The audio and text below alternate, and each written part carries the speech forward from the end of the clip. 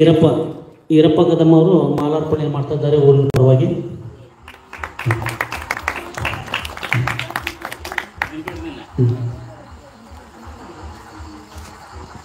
ಗುರುಗಳ ಆಶೀರ್ವಾದ ಸದಾ ಮಾಯನಕೊಪ್ಪದ ಮೇಲೆ ಹೇಗೆ ಇರಲಿ ಅಂತ ಹೇಳಿ ಅವರಿಗೆ ಅಭಿನಂದನೆ ಸಲ್ಲಿಸುತ್ತಾ ಫಲಪುಷ್ಪವನ್ನು ಶ್ರೀ ರಾಜೀವ್ ಬಕ್ಕೂಳ್ ಅವರು ಗುರುಗಳಿಗೆ ಊರಿನ ಪರವಾಗಿ ಅರ್ಪಿಸ್ತಾ ಇದ್ದಾರೆ.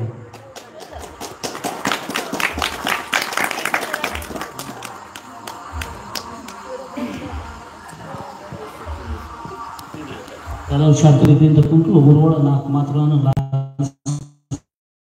ಅಂತ ಹೇಳಿ ತಮ್ಮಲ್ಲಿ ವಿನಂತಿ ಮಾಡಿಕೊಡು.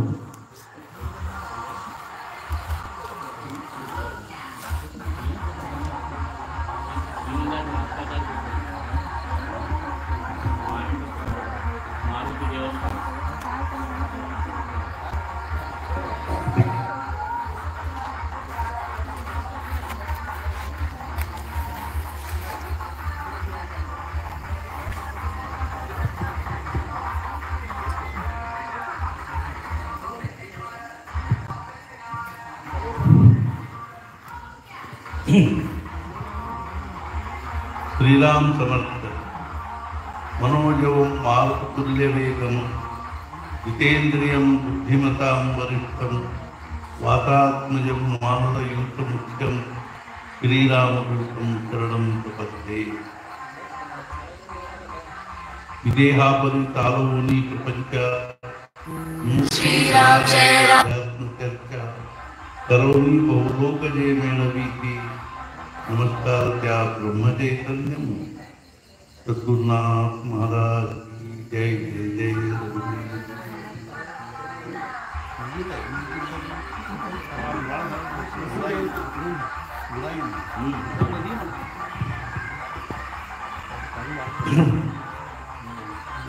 ಮೊನ್ನೆ 2 ದಿವಸದಿಂದ ನಾವು ನರಗುಂದಕ್ಕೆ ಹೋಗಿದ್ವಿ. ನರಗುಂದ ನವಗುಂದ ಕೂಡವರು ಅಲ್ಲಿ ಒಂದು ದತ್ತಾತ್ರೇಯ ಮಂದಿರ ಇದೆ. ಅದನ್ನು ಅವರು ನಮಗೆ ಕೊಟ್ಟಿದ್ದಾರೆ. ಅದು ದೊಡ್ಡ ಜಾಗ ಅದ. ಈಗ ಅಲ್ಲಿ ಮಹಾರಾಜರು ಮತ್ತು ಬ್ರಹ್ಮಾನಂದ ಮಹಾರಾಜರು ಮಂದಿರ ಕಟ್ಟಿಸ್ಬೇಕು ಅಂತ ನಾವು ಅಲ್ಲಿ ಭೂಮಿ ಪೂಜಾ ಮಾಡ್ತೀವಿ. ಆ ಮಂದಿರ ನಮಗೆ ಕೊಟ್ಟು ಸುಮಾರು ಆದ್ರೆ ನಮ್ಗೆ ಅಲ್ಲಿ ಏನೂ ಮಾಡ್ಲಿಕ್ಕಾಗಿದ್ದಿಲ್ಲ. ಈಗ ಅಕಸ್ಮಾತ್ತಾಗಿ ನಾವು ಮೊನ್ನೆ ನರಗುಂದಕ್ಕೆ ಹೋಗಿದ್ದು ಉದ್ದೇಶ ಬೇರೆ. ಅಲ್ಲೇ ಒಬ್ಬರು ನಮಗೊಂದು ದೊಡ್ಡ ಮನೆ ಕೊಟ್ಟು ಆ ಮನೆಯಲ್ಲಿ ಏನಾದರೂ ಮಹಾರಾಜನ ಉಪಾಸನೆ ನಾಮಸ್ಮರಣೆ ನಡೀಬೇಕು ಅಂತ ತಿಳ್ಕೊಂಡು ಅವ್ರ ಕಳಕಳಿ ಇತ್ತು. ಗೋಡ್ಸೆ ಅನ್ನೋರು ಹಳೆ ಮನೆ, ದೊಡ್ಡ ಮನೆ ಇದೆ. ಅದರ ಸಂದರ್ಭದಲ್ಲೇ ನಾವು ಮನುಷ್ಯನಿಗೆ ಏನು ಅನ್ನಿಸ್ತೀವಿ ಅಂದ್ರೆ, ಬ್ರಹ್ಮಾನಂದ ಮಹಾರಾಜರು ಇಲ್ಲಿ ಮೊದಲು 1901ನೇ ಇಸ್ವಿ 1901ನೇ ಇಸ್ವಿಯಲ್ಲಿ 13 ಕೋಟಿ ಜಪ ಮಾಡ್ತಿದ್ರು. ಮತ್ತು ಆ 13 ಕೋಟಿಗೂ ನಮ್ಮ ಕುಟುಂಬ ಮಂಟನಕ್ಕೂ ಸ್ವಲ್ಪ ಸಂಬಂಧ ಅದ. ಅದಕ್ಕಾಗಿ ನಮ್ಗೆ ಇನ್ನೂ ವಿಶೇಷ ಅಲ್ಲಿ ಇದು ಅನ್ನಿಸ್ತು. ನಮ್ಮ ತಂದೆಯವರು ಅಲ್ಲಿ ಆ 13 ಕೋಟಿ ಉತ್ಸವಕ್ಕೆ ಬಂದಿದ್ರು. ಅವಾಗ ಅವ್ರು 12 ವರ್ಷದವರಿದ್ರು. ಅವ್ರ ತಂದೆ ಜೊತೆಗೆ ಬಂದಿದ್ರು. ಚಕಡಿ ಹುಡ್ಕೊಂಡು ಹಂಪಿ ಹೊಳಿ, ನಮ್ಮೂರು ಹಂಪಿ ಹೊಳಿಯಿಂದ ನರಗುಂದಕ್ಕೆ ಬಂದಿದ್ರು. ಆವಾಗ ಅವ್ರು ಮಹಾರಾಜರು ನೋಡಿದ್ರು ನಮ್ಮ ಅಜ್ಜ. ಆಮೇಲೆ 67ನೇ ಇಸ್ವಿ ಸೆಪ್ಟೆಂಬರ್ದಲ್ಲಿ ಅವ್ರಿಗೆ ಮಹಾರಾಜ ಚರಿತ್ರೆ ಓದಲಿಕ್ಕೆ ಸಿಕ್ತು. ಅವ್ರು ಓದ್ತಾ ಇದ್ದಾಗ ನಾನು ಒಂದು ದಿವಸ ಅದನ್ನು ಕೇಳಿದೆ, ಏನು ಓದಲಿಕ್ಕತ್ತಿದೆ ಅಂತ. ಈಗ ಬ್ರಹ್ಮಚೈತನ್ಯ ಮಹಾರಾಜರಂತ ಆಗಿ ಹೋದ್ರು. ಅವ್ರು ಭಾಳ ತೇಜಸ್ಪಂಜಿದ್ರು. ನಾವು ನೋಡಿದ್ವಿ, ನಾವು ಅವಾಗ 12 ವರ್ಷದವನಿದ್ದೆ ಅಂತ ನೋಡ್ಕೊಂಡಿದ್ದೆ ಅಂತ ನಾನು ಆ ಪುಸ್ತಕ ಇಸ್ಕೊಂಡೆ. ಅಲ್ಲಿವರೆಗೂ ನಾವೇನು ಗೋಂದಾವಲಿ ಬ್ರಹ್ಮಚೈತನ್ಯ ಹೆಸರ ಕೇಳಿದ್ದಿಲ್ಲ. ಆ ಪುಸ್ತಕ ಹಿಂಗೆ ತೆಗೆದು ಕೂಡಲೇ ಮಹಾರಾಜರ ಫೋಟೋ ಇತ್ತು. ಅದನ್ನು ನೋಡಿದ ಕೂಡ ನನಗೇನು ಅನಿಸ್ತು, ಇವನ್ನೆಲ್ಲೂ ನಾನು ನೋಡೀನಿ ಅಂತ. ನಮ್ಮ ಅಜ್ಜನ ಮುಂದೆ ಅಂದೆ, ಇವ್ರನ್ನ ಎಲ್ಲೂ ನೋಡೀನಿ ಅಂದೆ. ಅವನ ಮಾತಂದ್ರು, ನೀ ಏನು ನೋಡ್ತಿದ್ದಿ, ಅವ್ರು ಭಾಳ ಮುಂಚೆ ಹೋಗಿ ದೇಹ ಬಿಟ್ಟಾರೆ, ನೀನು ಮನ್ಮನೆ ಹುಟ್ಟಿದವನು.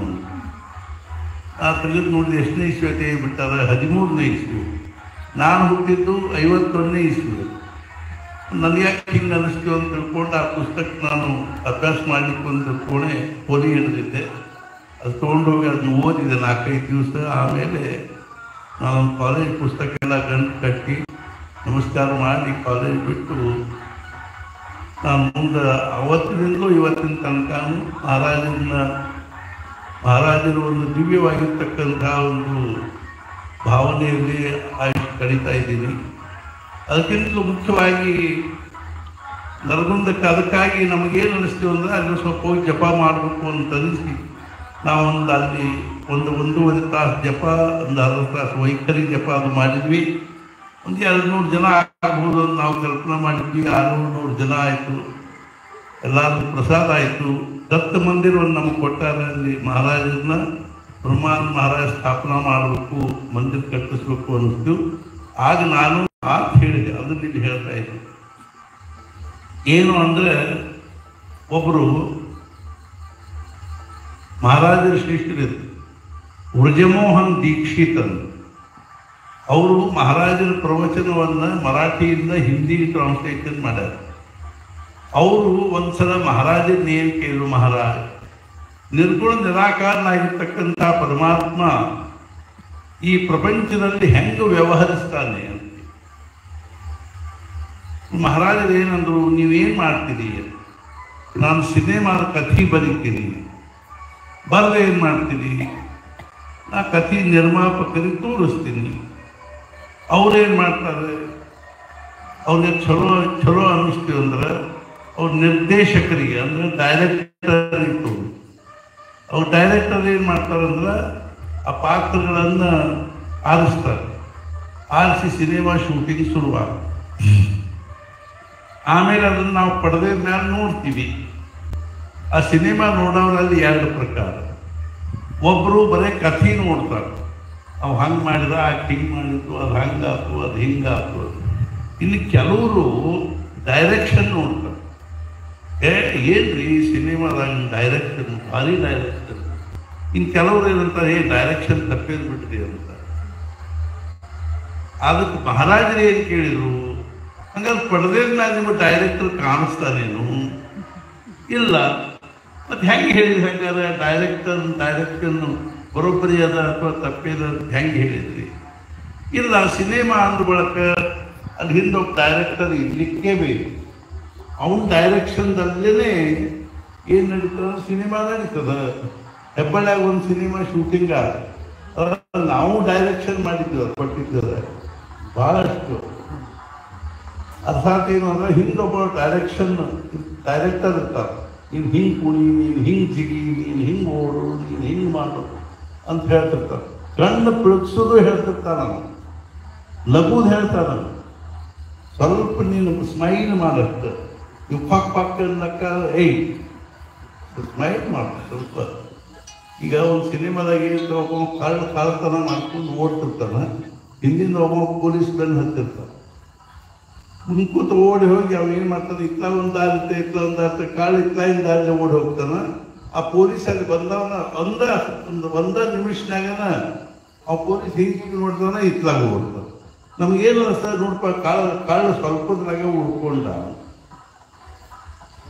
ಪೊಲೀಸ್ ಇತ್ತ ಓಡಿದ್ರೆ ಸಿಕ್ಬಿಡ್ತಿದ್ದ. ಆದ್ರೆ ಡೈರೆಕ್ಟರೇ ಏನು ಹೇಳ್ಯಾರಂದ್ರೆ, ನೀ ಇತ್ಲಾಗ ಓಡು, ನೀ ಇತ್ಲಾಗ ಓಡು ಅಂದೊಂದು ಸಿಗ್ಬೇಕು. ಹೆಂಗೋ ಹಂಗೆ ನಾನು ಅಲ್ಲೇನು ಹೇಳಿದೆ ಅಂದ್ರೆ, 30 ವರ್ಷ ನಮ್ಮ ಡೈರೆಕ್ಷನ್ ಇದ್ದಿದ್ದಿಲ್ಲ, ಗುಡಿ ಕಟ್ಟು ಅಂತ. ಇವತ್ತು ನಮ್ಮ ಡೈರೆಕ್ಷನ್ ಸಿಕ್ತು, ಹಿಂಗಾಗಿ ಗುಡಿ ಆಯ್ತು. ಹೆಂಗೋ ಹಂಗೆ ಹನುಮಪ್ಪನ ಗುಡಿನೂ ಆಗ್ಬೇಕಾದ್ರೆ ಇಷ್ಟೊಂದು ಡೈರೆಕ್ಷನ್ ಇಲ್ಲ. ನಾವರೇ ಏನು ಮಾಡ್ಲಿಕ್ಕೆ ಸಿಕ್ತದ, ನೀವರೇ ಏನು ಮಾಡಿ. ಈಗ ನೋಡ್ರಿ, ತಿಂಗಳು 20ನಾಗ ಡೈರೆಕ್ಷನ್ ಸಿಕ್ತು ಭಗವಂತಂದ. ಈಗ ಹೆಂಗಿರ್ತಂದ್ರೆ, ನಾವು ಬೆಡ್ ಸ್ವಿಚ್ ಆನ್ ಮಾಡಿದ್ವಿ, ಮೇನ್ ಸ್ವಿಚ್ ಆಫ್ ಇದ್ರೆ ಲೈಟ್ ಹತ್ತವೇನ? ಮೇನ್ ಸ್ವಿಚ್ ಆನ್ ಮಾಡಿದ್ರೆ ಬೆಡ್ ಸ್ವಿಚ್ ಆನ್ ಮಾಡಿದ್ರೆ ಲೈಟ್ ಹತ್ತಾವಿಲ್ಲ. ಮೇನ್ ಸ್ವಿಚ್ ಆನ್ ಮಾಡಿದ್ರೆ ಭಗವಂತ ನಾವು ಆಲಸ್ಯದಿಂದ ಅಥವಾ ಏನಪ್ಪ ನಮ್ಗೆ ಎದ್ದು ಹೆಂಗೆ ಬೆಡ್ ಸ್ವಿಚ್ ಹೆಂಗೆ ಆನ್ ಮಾಡೋದು ಅಂತ ಸುಮ್ಮನೆ ಆಲಸ್ಯದಿಂದ ಮರ್ಕೊಂಡ್ಬಿಟ್ಟು ಲೈಟ್ ಹತ್ತದು. ಅವನು ನಾವು ಬೆಡ್ ಸ್ವಿಚ್ಚು ಆನ್ ಮಾಡಬೇಕು, ಅವ್ನು ಮೇನ್ ಸ್ವಿಚ್ಚು ಆನ್ ಮಾಡಿರ್ಬೇಕು. ಅಂದ್ರೆ ಏನಾಗ್ತದೆ, ಶರ್ಟ್ ತಯಾರಾಗ್ತದೆ.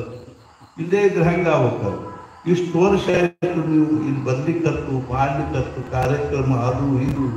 ಈ ಮಾರುತಿಗೆ ಏನಾಯ್ತು, ಒಂದು ಡೈರೆಕ್ಷನ್ ಆಯಿತು, ಇದು ಸೆಟ್ ಆಗಬೇಕು, ಒಂದು ಡೈರೆಕ್ಷನ್ ಆಯಿತು, ಬಡ ಬಡ ಭಕ್ತರಿಗೆ ಪ್ರೇರಣೆ ಆಯಿತು, ಡೈರೆಕ್ಷನ್ ಪ್ರಕಾರವಾಗಿ. ಆದ್ದರಿಂದ ಮಹಾರಾಜರು ಏನಂತಿದ್ರು, ಸಮಯ ಅನುಕೂಲ ಇತ್ತು ಅಂದರೆ ಸ್ವಲ್ಪ ಪ್ರಯತ್ನದಿಂದ ದೊಡ್ಡ ಕೆಲಸ ಆಗ್ತಾವೆ. ಸಮಯ ಅನುಕೂಲ ಇದ್ದಿದ್ದಿಲ್ಲ ಅಂದರೆ ಬಹಳ ಪ್ರಯತ್ನ ಮಾಡಿದ್ರು ಸಣ್ಣ ಕೆಲಸ ಆಗುವುದಿಲ್ಲ. ಹೆಂಗೋ ಹಾಗೆ ಸಮಯ ಅನುಕೂಲ ಆಯಿತು, ಅವ್ನ ಕೃಪಾ ಆಯಿತು, ಭಗವಂತಂದು ಇವತ್ತೇ ಚಂದ ಮ್ಯಾಲ ಶೆಡ್ ತಯಾರಾಯ್ತು. ಇಟಾಗಿ ನೀವು ಮ್ಯಾಲ ಗಾಡಿ ಕಟ್ಟೋದು ಅದು ಇದು ಎಲ್ಲ ತಯಾರಿ ನಡೆಸ್ತೀರಿ. ನಿಜವಾಗಿಯೂ ನಮಗೆ ಭಾಳ ಮನಸ್ಸಿಗೆ ಸಂತೋಷ ಆಯಿತು. ಚೌಕಟ್ಟು ಪೂಜೆಗೆ ಬರಬೇಕು ಅಂತಂದರು. ಆಯ್ತು, ನಾ ಬರ್ತೀನಿ. ಖರೆ ನಾ ಹುಬ್ಬಳ್ಳಿಯಾಗಿ ಒಂದು ಕಾರ್ಯಕ್ರಮದಾಗ ಇದ್ದೀನಿ ಈ ಸದ್ಯ. ಅಷ್ಟು ಅಲ್ಲದೆ ದಾರಿ ಒಳಗೆ ಅದು ಬೆಳಕದ ಕಟ್ಟಿ ಒಳಗೆ ಇವತ್ತು ನಾನು ಬರ್ತೀನಿ ಅಂತ ಹೇಳಿದ್ದೆ. ಅವ್ರ ದಾರಿಯಲ್ಲೆಲ್ಲ ಅವ್ರದ್ದು ಇದು ಹೊನ್ನಾಟ ನಡೆದ ಭಂಡಾರ ಹಾಕಿರ್ತಾರೆ. ನಾವು ಬರ್ರಂತ ಓಡಿ ಬಂದುಬಿಟ್ಟಿಲ್ಲ, ಗಾಡಿ ನಿಂದಿರ್ಸೋತಿದ್ರು ಅವರು. ನಮಗೆ ಬರ್ಲಿಕ್ಕೆ ತಡ ಯಾಕಾಯ್ತು ಅಂದರೆ ದಾರಿ ಒಳಗೆ ಆ ಬಸವ ಜಯಂತಿ ಮತ್ತು ಆ ಶಿವಾಜಿ ಜಯಂತಿ ಗಬ್ಬ ಕಂಡಾಪಟ್ಟಿ ಧಾರವಾಡದಾಗ. ಹಿಂಗಾಗಿ ನಮ್ಮ ಗಾಡಿ ಅಲ್ಲೇ ಭಾಳ ಹಿಂಗಾಗಿ ಬರ್ಲಿಕ್ಕೆ ತಡ ಎಲ್ಲ ಹಿಂದೆ ಡೈರೆಕ್ಷನ್ ಹೆಂಗೆ ಅನ್ನೋದು ಹಂಗೆ ನಾವೇ ಇದು ಮಾಡಿ ಭಗವಂತನ ಹೆಂಗೆ ಡೈರೆಕ್ಷನ್ ಅನ್ನೋನು ಹಂಗೆ ಡೈರೆಕ್ಷನ್ ಅನುಸಾರವಾಗಿ ಎಲ್ಲ ನಡೀತದೆ. ನಾವೆಲ್ಲರೂ ಏನದ ಮುಖ್ಯವಾಗಿ ಹೆಂಗಿರ್ತಾರೆ ಅಂದರೆ ಇನ್ನೊಂದು ಹೇಳ್ತೀನಿ ಉದಾಹರಣೆ.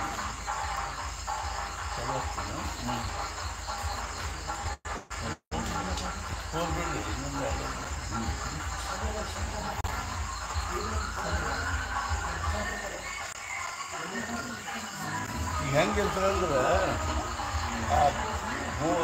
ಗೋಕುಲ್ದಾಗ ಬೃಂದಾವನದಾಗ ಕೃಷ್ಣ ಏನು ಮಾಡಿದ ಅಂದ್ರೆ ಆ ಗೋವರ್ಧನ ಪರ್ವತವನ್ನು ತಿರುಗದ ಮೇಲೆ ಎತ್ತಿದ. ಆ ಗೋವರ್ಧನ ಪರ್ವತ ಅದ್ರ ಕೆಳಗೆ ಲಕ್ಷಾವಧಿ ಆಕಳು ಅವೆಲ್ಲ ಇಂದ್ರ ಅಭಿವಾದದಿಂದ ಮಳಿ ಸುರಿಸಿ ಸತ್ತಾಗ ಕೃಷ್ಣ ಅವನ ಅಭಿಮಾನವನ್ನು ಮುರಿಬೇಕು ಅಂತ ಆ ಗೋವರ್ಧನ ಪರ್ವತವನ್ನು ಎತ್ತಿ ಕಿರುಬೆರಳಿನ ಉಗುರಿನ ಮೇಲೆ ಹಿಡ್ಕೊಂಡು ಕೃಷ್ಣ. ಅವಾಗ ಅವನ ಜೊತೆಗೆ 106 ಜನ ಅರ್ಥಾತ್ ಏನು ಗೋಪಾಲಕರು ಆಕಳಕಾಯಿ ಅವರು.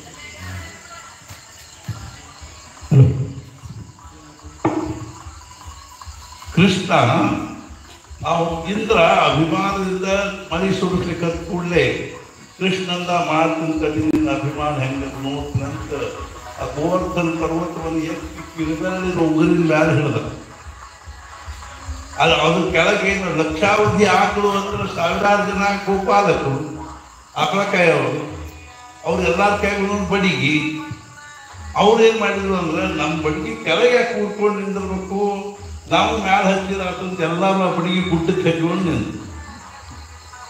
ಅವಾಗ ಕೃಷ್ಣ ಎಷ್ಟು ಸಂತೋಷ ಆಯ್ತು ಅಂದ್ರೆ ಅವು ಎಲ್ಲರೂ ಮಾರಿ ನೋಡಿ ಕೃಷ್ಣ ಮುಗುಳ್ನ ಎಲ್ಲರೂ ನೋಡಿ ಅವ್ರ ಒಂದು ಪ್ರೀತಿ ಪ್ರೇಮ ಅವನ್ನ ನೋಡಿ ಕೃಷ್ಣ ಬಹಳ ಸಂತೋಷ ಆಯ್ತು. ಅಕಸ್ಮಾತ್ ಅದ್ರೊಳಗೆ ಯಾರಿಗಾರೆ ಯಾವ್ದಾರು ಹುಡುಗನಿಗೆ ನನ್ನ ಬಡಿಗೆ ಮೇಲೆ ಗುಟ್ಟು ನಿಂತದಂತ ಅನಿಸಿದ್ರೆ ಆಮೇಲೆ ಕೃಷ್ಣ ಅವ್ರಿಗೆ ಬಟ್ಟು ತಕ್ಕೊಂಡಿದ್ರೆ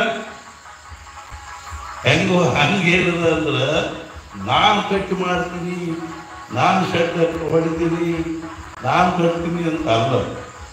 ಮಾಡವ ಅವನಿಗೇನು ಅಸಾಧ್ಯ ಅದ.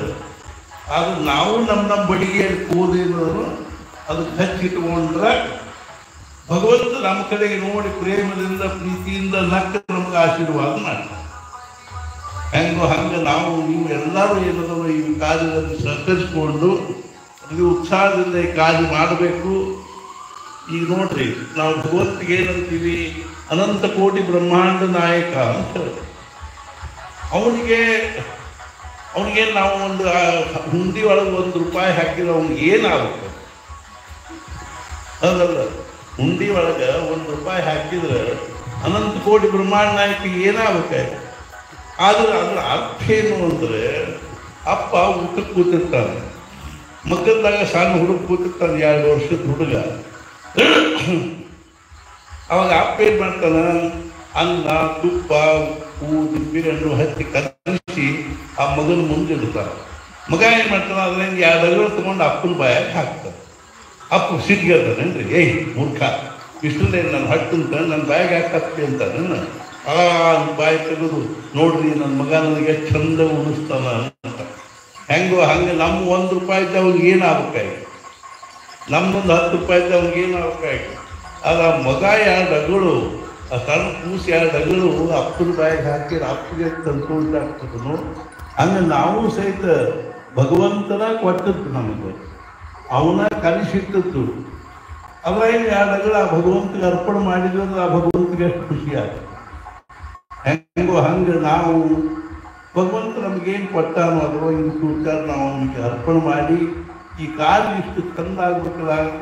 ಬಂದವ್ರಿಗೆಲ್ಲ ಅನ್ಬೇಕು, ವಾ ಇದೇನು ಮಾರುತಿ ಕ್ಷೇತ್ರನ ನೋಡಪ್ಪ ಇದೆ ಅನ್ನೋ ಹಂಗೆ ಆಗಬೇಕು.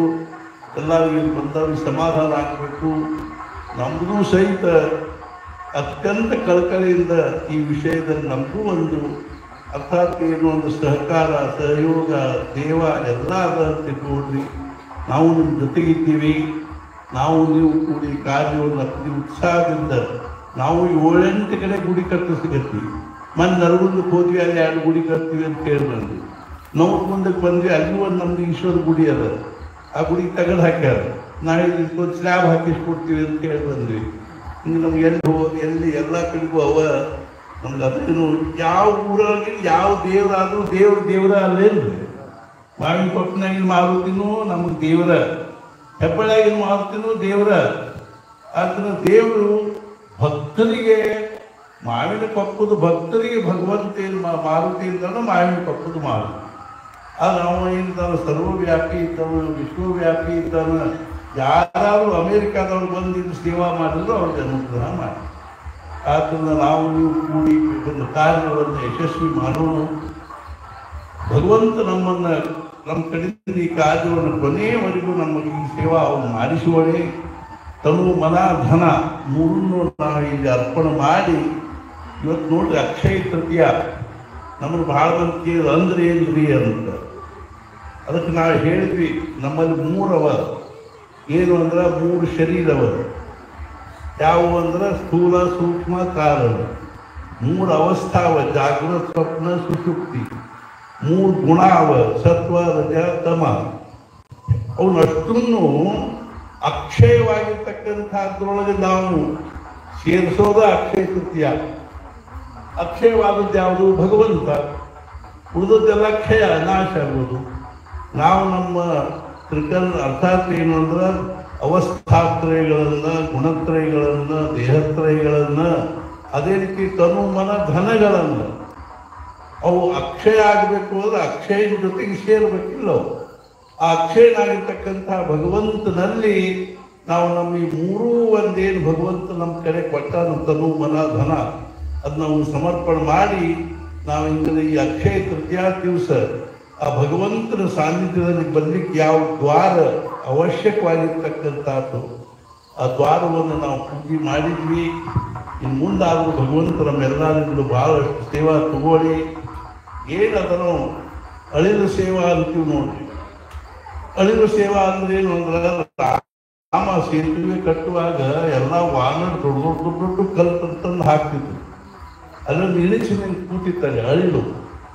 ಅದಕ್ಕೆ ನಾನು ಏನಾದ್ರು ಒಂಚೂರು ಸೇವಾ ಮಾಡ್ಬೇಕಂತ ಅದೇನು ಮಾಡ್ತಂದ್ರೆ ಸಮುದ್ರದ ನೀರಿನಾಗ ಮುಳುಗಬೇಕು, ಬಂದು ಉಸುಕಿನಾಗ ಹೊಳ್ಳಾಡಬೇಕು, ಅದು ಮತ್ತೆ ಹೋಗಿ ನೀರಿನಾಗ ಮುಳುಗ ಅಷ್ಟ ಉಸುಕೆ ಇರೋದನ್ನು ಮಳದು ಆ ಸಮುದ್ರ ಹೋಗ್ಬೇಕಿಲ್ಲ. ಅದನ್ನು ನೋಡಿ ರಾಮದೇವ್ ಭಯಂಕರ ಸಂತೋಷ ಆಯ್ತು. ಅವ ರಾಮದೇವರನ್ನು ಹಿಡಿಸಿ ತರಿಸಿದ, ಅದನ್ನ ಪ್ರೀತಿಯಿಂದ ಹಿಂಗೆ ಕೈ ಎಳೆದ 3 ಪಟ್ಟು ಕೂಡ ನೋಡ್ರಿ ಅದನ್ನ. ಅದಕ್ಕೆ ನಾವು ಅಳಿಲು ಸೇವಾ ಅಂತೀವಿ. ಹಂಗೆ ನಾವು ಎಲ್ಲರೂ ಅಳಿಲು ಸೇವಾ ಮಾಡಿ ಆ ಮಾರುತಿ ಅನುಗ್ರಹಕ್ಕೆ ಪಾತ್ರ ಆಗೋಣ. ಆ ಮಹಾಮಾರುತಿ ನಮಗೆಲ್ಲರಿಗೂ ಆಯುಷ್ಯ, ಆರೋಗ್ಯ, ಐಶ್ವರ್ಯವನ್ನು ಅನುಗ್ರಹಿಸಿ ಮತ್ತು ಮುಖ್ಯವಾಗಿ ನಮಗೆಲ್ಲರಿಗೂ ಭಗವಂತನಲ್ಲಿ ಭಕ್ತಿ ಕೊಡಲಿ, ನಾಮಸ್ಮರಣೆಯಲ್ಲಿ ಪ್ರೇಮ ಕೊಡಲಿ, ಅದು ಸದ್ಗುರು ಅನನ್ಯವಾಗಿರ್ತಕ್ಕಂಥ ನಿಷ್ಠೆಯನ್ನು ಕೊಡಲಿ ಅಂತ ತಿಳ್ಕೊಂಡು ಹೇಳಿ ಸದ್ಗುರುನಾಥ ಮಹಾರಾಜ್ ಕಿ ಜೈ ಜೈ ಜೈ.